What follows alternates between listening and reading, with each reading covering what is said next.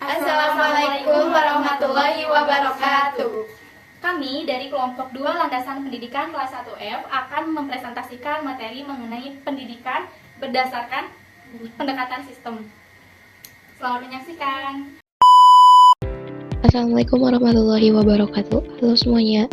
Pada kesempatan kali ini, kami dari kelompok 2 akan membawakan materi mengenai pendidikan berdasarkan pendekatan sistem. Sebelumnya saya akan menjelaskan tentang pengertian pendidikan dan pengertian sistem. Untuk pembahasan lebih lanjut, simak videonya ya.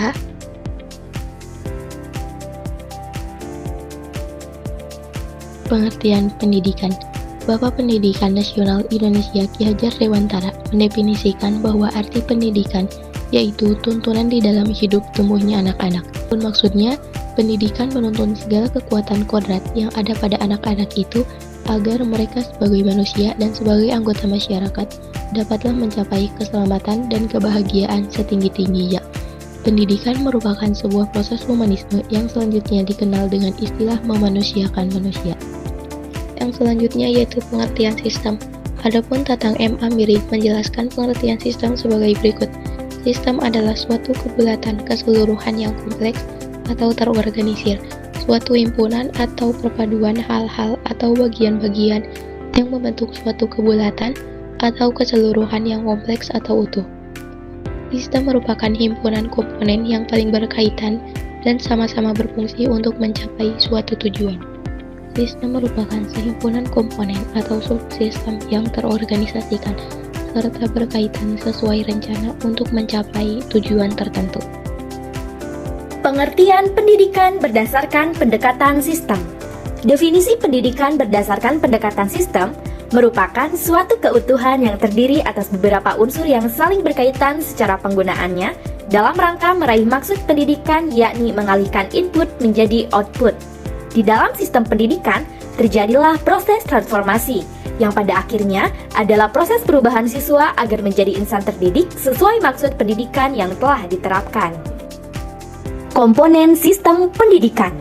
Menurut Philip H. Kuhn, ada 12 komponen pokok dalam sistem pendidikan, yaitu: pertama, tujuan dan prioritas, berfungsi untuk mengarahkan kegiatan di dalam sistem. Kedua, anak didik atau siswa, fungsinya adalah belajar hingga mencapai tujuan pendidikan. Ketiga, pengelolaan, fungsinya adalah merencanakan, mengkoordinasikan, mengarahkan, dan menilai sistem. Keempat, struktur dan jadwal, yang berfungsi untuk mengatur waktu dan mengelompokkan anak didik berdasarkan tujuan tertentu. Kelima, isi atau kurikulum, fungsinya sebagai bahan yang harus dipelajari oleh anak didik.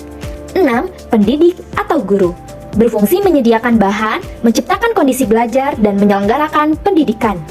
Ketujuh, alat bantu belajar, fungsinya untuk memungkinkan proses belajar mengajar agar menarik, lengkap, dan bervariasi. 8. Fasilitas, berfungsi sebagai tempat terselenggaranya sebuah pendidikan. 9. Teknologi, berfungsi untuk mempermudah atau memperlancar pendidikan. 10. Pengawasan mutu, berfungsi membina peraturan-peraturan dan standar pendidikan, yaitu peraturan penerimaan anak didik, pemberian nilai ujian, dan kriteria baku. 11. Penelitian, berfungsi mengembangkan pengetahuan, penampilan sistem, dan hasil kerja sistem. Terakhir adalah biaya, berfungsi sebagai petunjuk efisiensi sistem. Komponen-komponen tersebut memiliki peranan yang cukup menentukan dalam sistem pendidikan. Oleh karena itu, setiap komponen tersebut harus mendapatkan perhatian yang serius dan difungsikan dengan maksimal agar pendidikan sistem dapat berjalan dengan baik. Karakteristik secara umum mencakup 1. Setiap sistem memiliki tujuan, 2. Setiap sistem memiliki komponen, 3. Setiap sistem memiliki fungsi. Sedangkan secara spesifik, karakteristik secara sistem terdiri dari A. Lingkungan atau environment adalah segala sesuatu yang ada di luar sistem. B. Batasan atau boundary merupakan sekat-sekat yang membatasi unsur atau satu dengan unsur yang lain. C. Komponen merupakan unsur atau elemen-elemen yang saling berinteraksi dan bekerjasama dalam menjalankan sebuah sistem. D. Penghubung atau interface merupakan media yang menghubungkan antar subsistem. E. Masukan atau input ialah energi yang dimasukkan secara sengaja ke dalam sistem. F. Keluaran atau Output merupakan hasil dari energi yang telah diolah dan dipisahkan menjadi hasil yang diinginkan dan sisanya yang terbuang. G. Pengolahan atau proses merupakan bagian dari sebuah sistem yang harus ada, karena melalui pengolahan inilah suatu masukan bisa menghasilkan keluaran. H. Tujuan atau goal merupakan sasaran yang ingin dicapai dari sebuah sistem yang berjalan. Teori pendekatan sistem dalam pendidikan dibagi 4. 1. Berdasarkan wujudnya, sistem dibedakan menjadi 4 jenis, yaitu sistem fisik atau mobil, sistem konseptual atau ilmu, sistem biologi atau tubuh manusia, dan sistem sosial atau sekolah. 2. Berdasarkan asal-usul kejadiannya, yaitu sistem alamiah atau tatar surya, dan sistem buatan manusia atau pendidikan. 3. Berdasarkan daya gerak yang ada di dalamnya.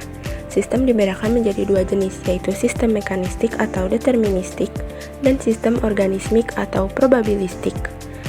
4. Berdasarkan hubungan dengan lingkungannya.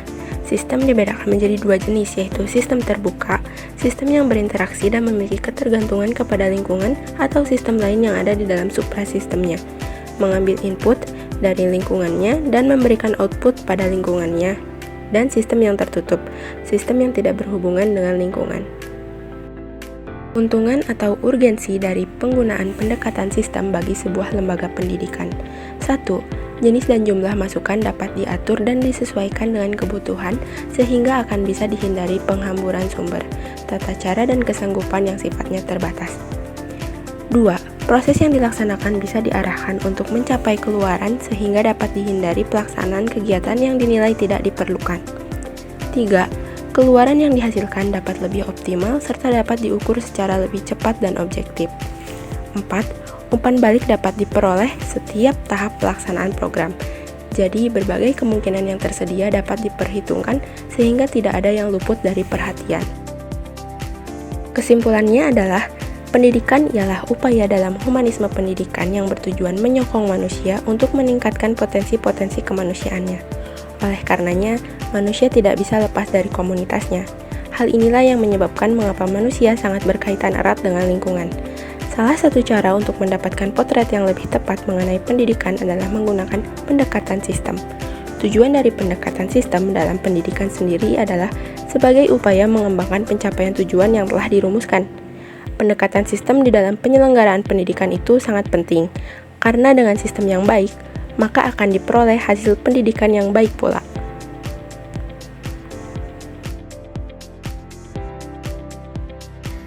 Terima kasih telah menyimak presentasi dari kelompok kami. Wassalamualaikum warahmatullahi wabarakatuh.